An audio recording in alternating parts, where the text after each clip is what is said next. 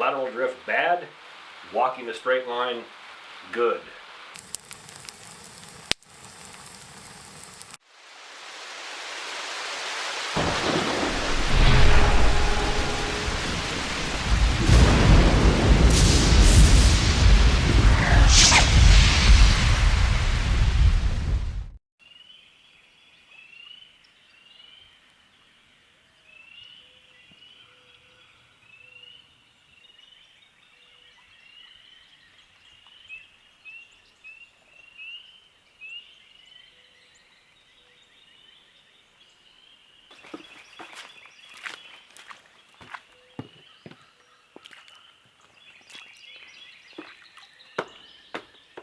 Yes, it's a house in the swamp. And it all worked out.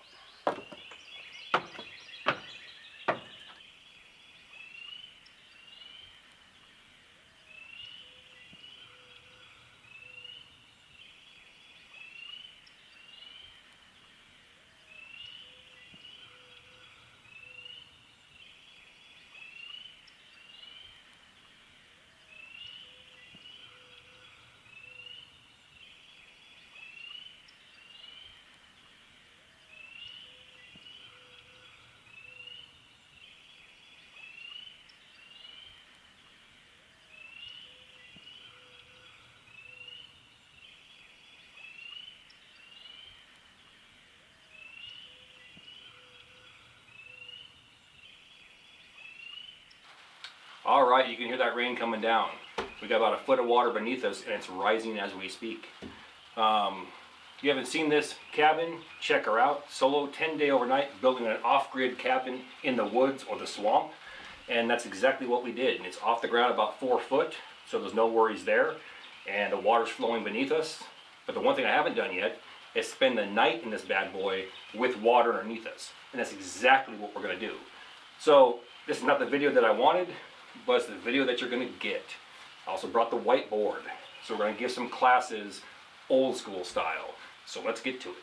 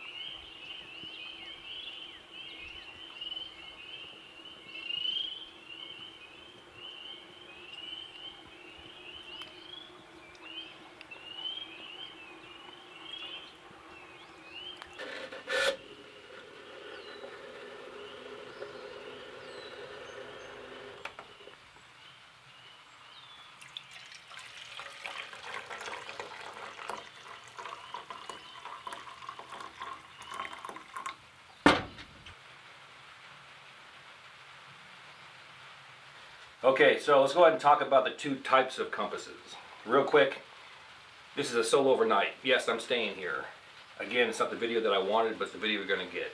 I will not skip on a video on a Sunday, regardless. Regardless. So we're not gonna let any type of disaster go to waste. The property's underwater, and I can't get to it. Only this 1/3 of it, so here we are. Now, the 2 types of compasses that are in use, there's 2 major types. There's several others, but there's 2 major types. One is a base plate compass, and one is a lensetic compass.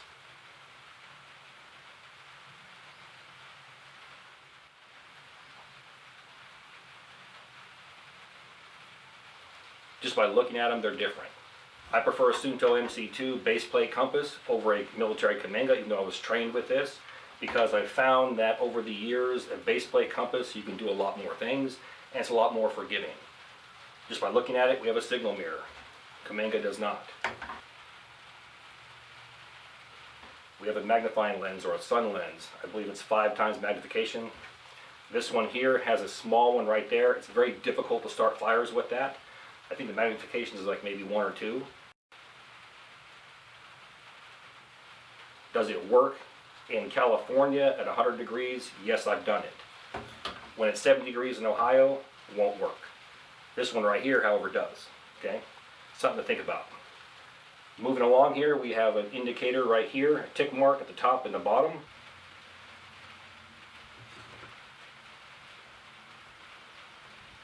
This one will tell you your azimuth or your bearing, where you're going. The bottom one, the math is done for you and gives you reverse azimuth. You don't get that on here. You have to actually do math every single time using this one right here. I'm not saying it's wrong, it's just extra steps. Let's go ahead and talk about the parts of the compass real quick. Brief overview, nothing crazy. Signal mirror, sighting mirror. We have a bezel ring that moves left and right. Black indicator lines around the outside. We have north, south, east, and west, along with these little black lines. Those are tick marks. Every single tick mark is worth 2 degrees. And I believe a military Kaminga is worth 3 degrees. Might be wrong on that. I believe it's 3. These are worth 2. So every one of those is 2 degrees. Inside, we have a red hollow arrow. I'll refer to things as red in the shed, dog in the doghouse. All you're going to do is move that red needle inside of that hollow arrow, and that will give you your direction of travel or azimuth that's indicated on that top tick mark. Bottom, we have our sun lens, our magnifying lens, and we have our north-south arrow. North is red, south is black. Red hollow arrow, magnetic needle. Red is north, black is south. Tick marks, every tick mark is worth 2 degrees.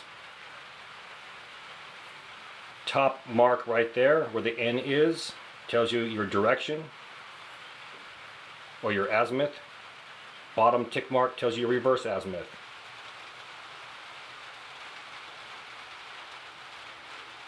Using a compass, we've already talked about it.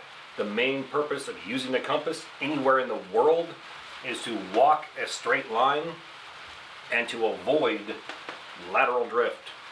Lateral drift, simply put, you are here, you need to be here. Shortest distance between 2 points, straight line. That's where a compass comes into play. However, lateral drift is the veering off in a particular direction. Some people have a back injury, a leg injury. You might be carrying a heavy load on your back, a rifle slung on your side. Something's going to cause you to veer to one direction. Okay? We've all heard of the infamous walking in circles. It doesn't mean you're just standing there spinning your wheels doing this. It means you're doing lateral drift over a long distance that could ultimately bring you back in the area that you started. So, lateral drift bad, walking a straight line good. 3 types of north: magnetic north, grid north, and true north. Magnetic north is that red arrow on your compass. We're going to move it until the red needle is inside of that hollow needle, and that will give me my direction. Whatever degrees I dial at the top, on that top tick mark, let's put north up there. I know that when I rotate that, put that needle inside the hollow arrow, I know that's north. That is south. Simple. Grid north. If you're using a map, it tells you at the bottom which way is north, and you would put it in that direction. Grid north. Very simple. The indicator on a map. We're not using a map, so we're not going to worry about it. True north. The spot on the earth. And this is where it gets crazy. Round earth, flat earth, hot dog earth, whatever you choose to believe in, there's a magnetic pole. And it's proven that throughout history it has moved. Every so many degrees, every eons of years, okay? It's moved and they can track that. There's a way to make all 3 of these jive or marry up or work together, and that's called declination. But we're not going to go into that because we're not using a map. Now, I'll dispel any rumors or concerns right now. Here's a question. Do I need declination, which is the difference between grid north and magnetic north, mainly using a map, to operate my compass? I'm going to say no. And I'll take that Pepsi challenge with anybody, any day of the week. And here's why. Whatever azimuth or bearing I shoot, it is 55 degrees to that creek. I am going to walk 55 degrees to that creek. You're not going to, she's not going to, they're not going to. I am, because I'm shooting it. Does that make sense? Now if I have a map in front of me and the declination says 8 degrees, I now have to adjust my compass to match that 8-degree difference on a map to make sure I go directly to the creek that's on that map. Does that make sense? No map, no declination. Why? Because you are shooting it. Let's move on. Looking at our compass, we have a tick mark at the top of our bezel ring and one at the bottom. We touched on this earlier. Think of Back to the Future. The top one tells me where I'm going, my azimuth. The bottom one tells me where I was, okay? It's a reverse azimuth. The math is already done for you in this compass right here. So all we got to do is whatever number or degrees that we spin our bezel ring to in place underneath that tick mark, that's the degrees that I want to go. Let's spin this one to 120 degrees. Boom. 120 is right underneath that tick mark. And remember, every tick mark is worth 2 degrees. North is always 0 degrees. South is 180 degrees. As we look at it, north, east, south, and west. So east is going to be 90 degrees. And west, 270.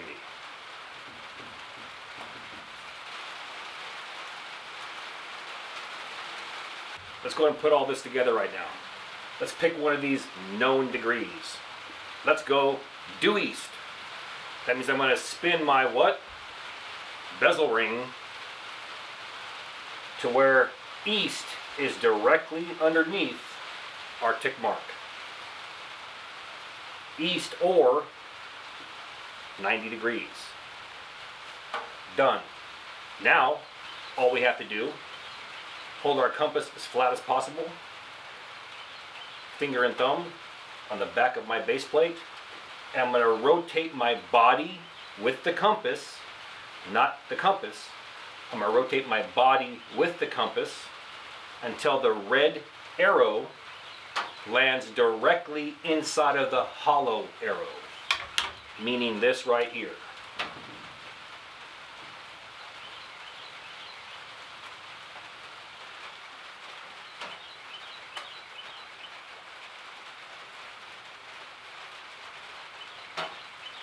Red portion, black portion.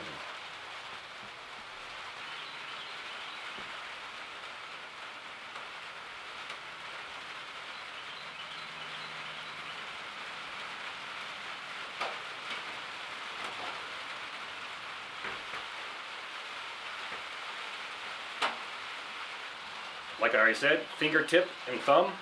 I'm going to place the compass around my navel area. I'm going to look straight down, and I'm going to do what?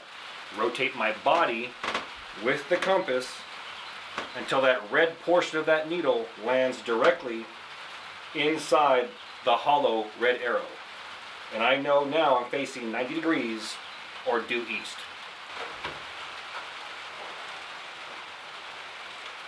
Now let's talk about the bottom tick mark to get our back azimuth or our reverse azimuth.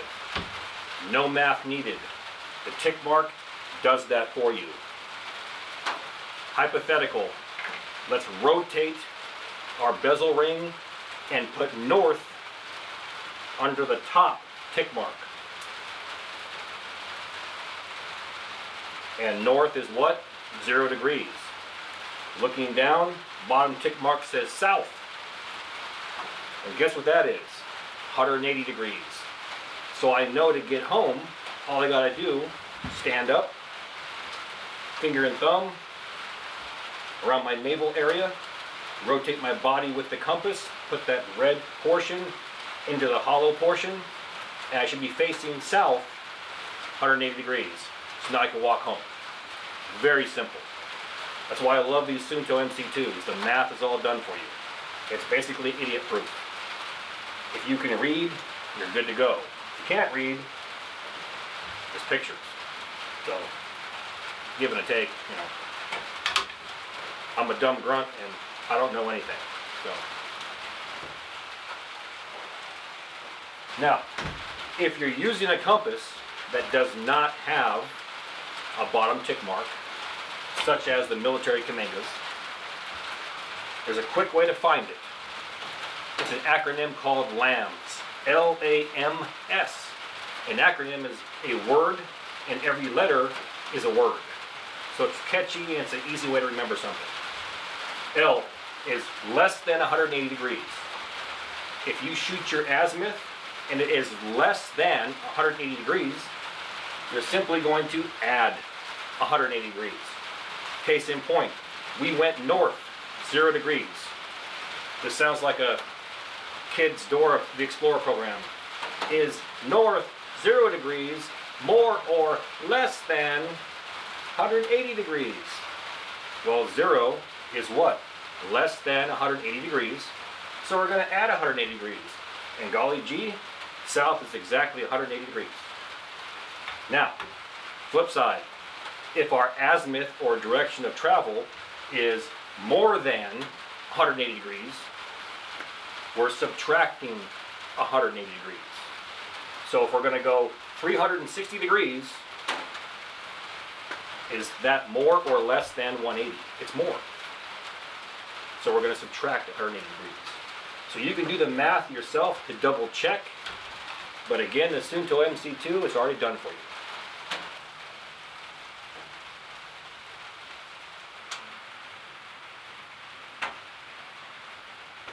Now we're going to sight with our compass. For me, think of it as you're on the pistol range. I'm going to take my feet, open them up shoulder width apart, and be comfortable. I'm going to position my arms at a full presentation, fully extended, keeping that compass level. I'm going to bring it to my eye. I'm not bringing my head down to the compass. I'm going to bring it up to eye level, keeping it as level as possible. From here, we're going to sight.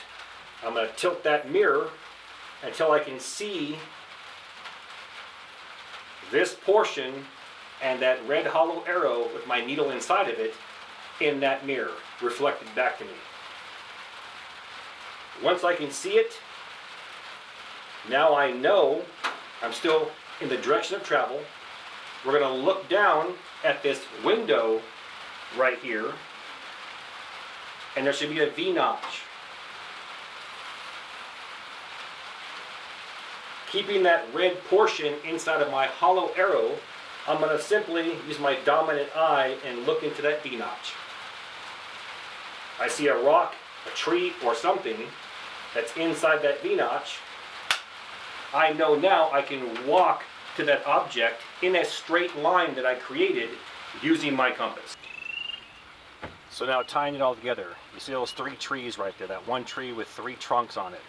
We're going to go ahead and shoot an azimuth to that center trunk. Keeping the compass level, I'm going to rotate that mirror until I can see the full view. Now I will rotate the bezel ring and put that magnetic arrow inside that hollow arrow.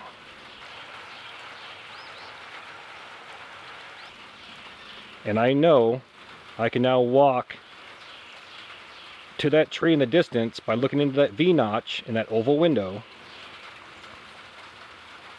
in a straight line.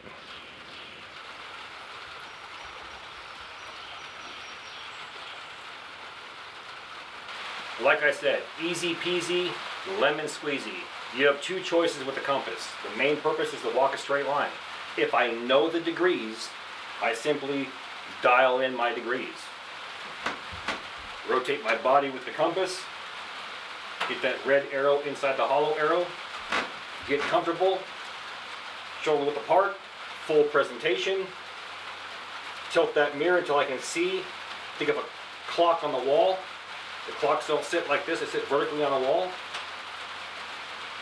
Now I can move left or right, keep that red needle inside the hollow arrow. Bring it to my eye, sight in, and walk that straight line.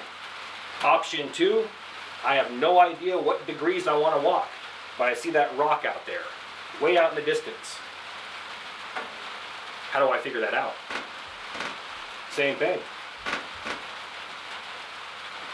Look through my sighting mirror into that V-notch, put it directly on that rock or tree or wherever I want to go. Tilt the mirror, rotate the bezel ring until the red magnetic portion is lined up exactly inside the hollow arrow. Keeping that object in that V-notch.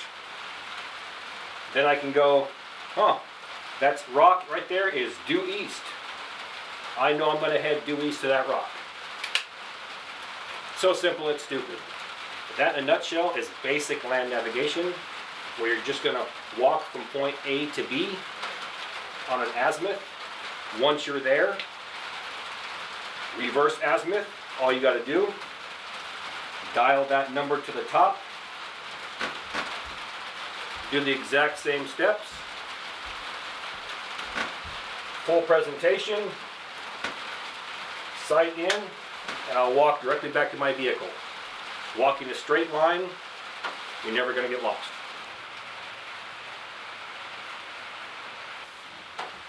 And that right there is about as basic as it's going to get. There's several other factors. One is a pace count.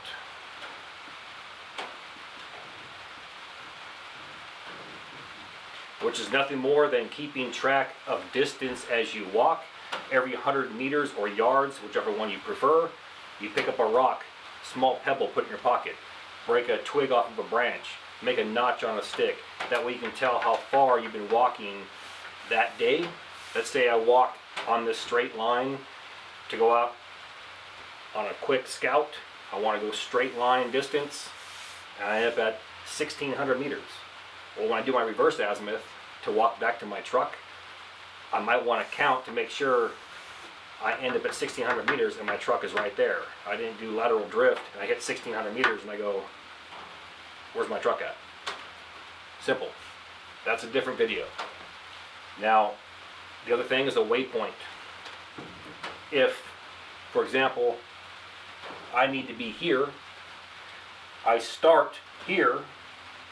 Somewhere in this area here, I want to check out this creek that runs through the property.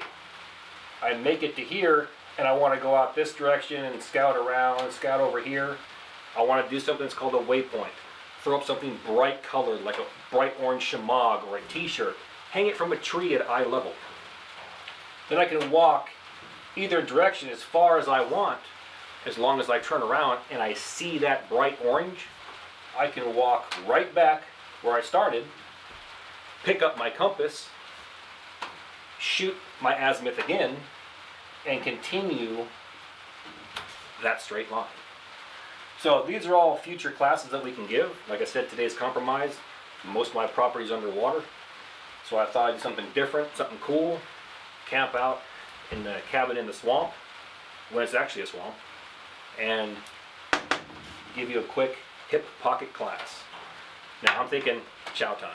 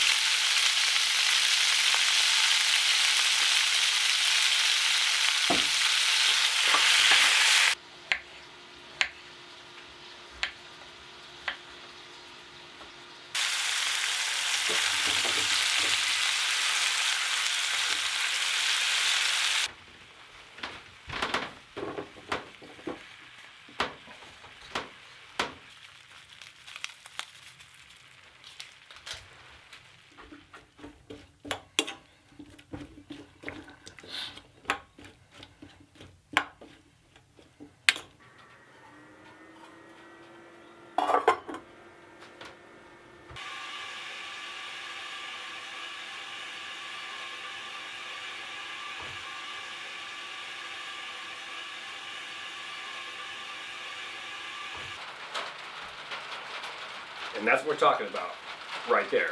Corporals, ribeye, potatoes and cheese skillet. Garden herb style.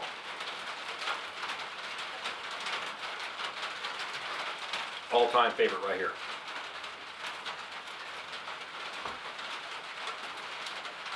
Oh yeah. Catch you all in a few.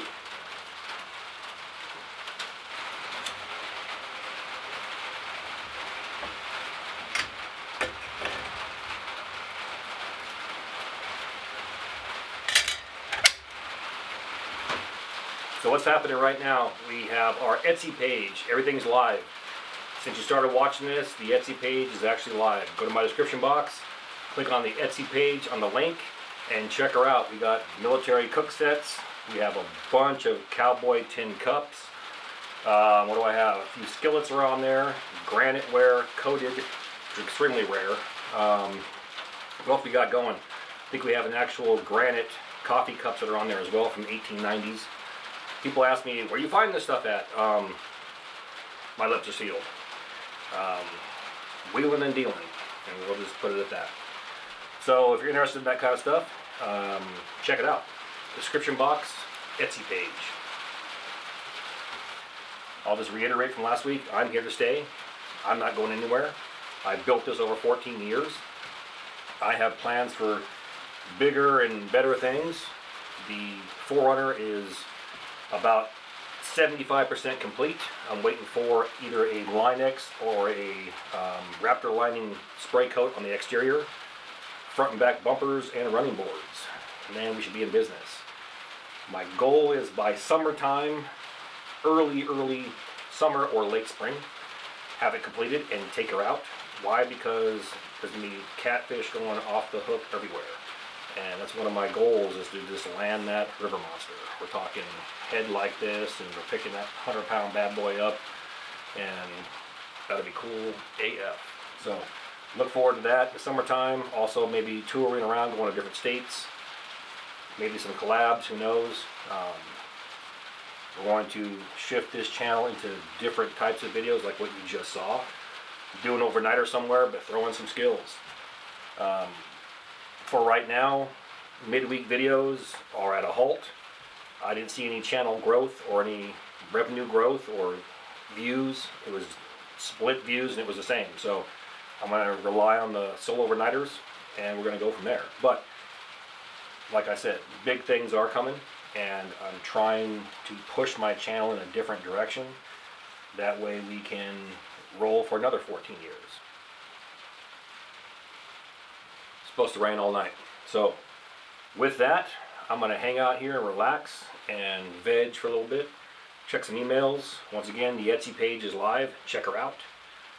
If you haven't done it, and after 2.5 years, most have not done it. I got a whopping 30,000 people on my email list. Corporalaf.com. Check it out, corporalaf.com.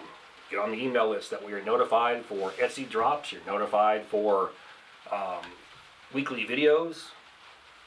It's your guys' call. A lot of people hit me up saying they're not being notified, but then I go back and check their names and they're not on my email list. So, something to think about. With that, catch you all in the morning.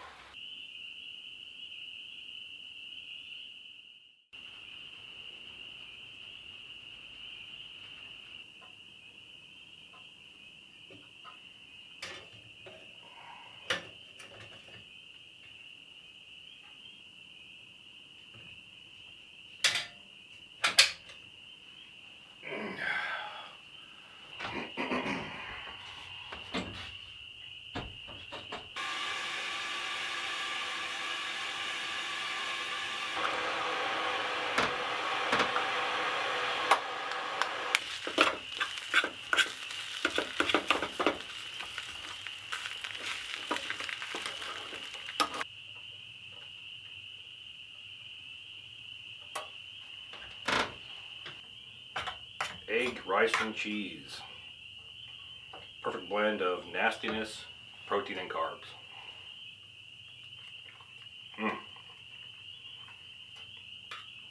Tell you what, man.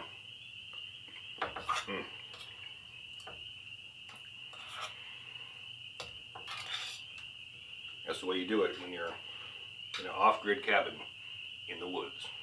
Catch you all in a few.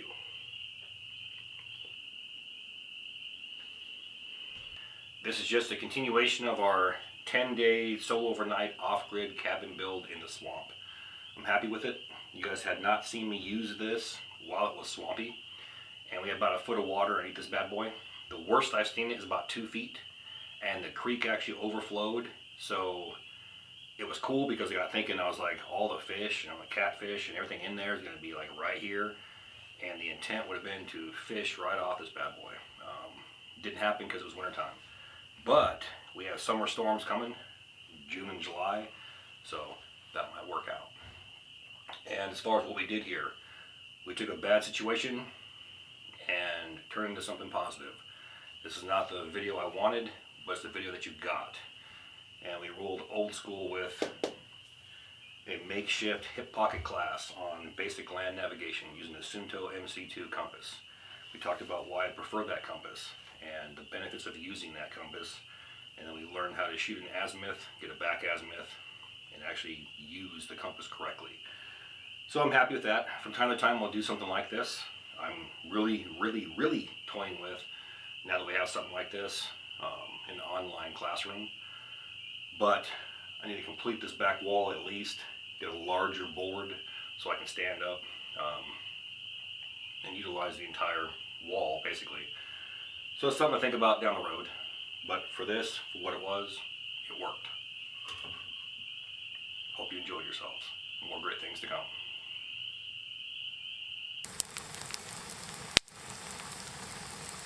Let's go ahead and end this bad boy off. With that, all the gear in my videos can be found in 3 places. 1, my Amazon influencer page, and 2, my Self-Reliance Outfitters influencer page. If you're interested in Corporals Corner merchandise, that can be found on Teespring. All 3 links are found inside my description box. Now please do me a favor, hit that like and subscribe button, then ring that notification bell. Once you ring that bell, please select all notifications. And as always, thank you for your comments, views, and support. Thanks for watching. Get out in the field, have some fun. I'm going to catch you next time.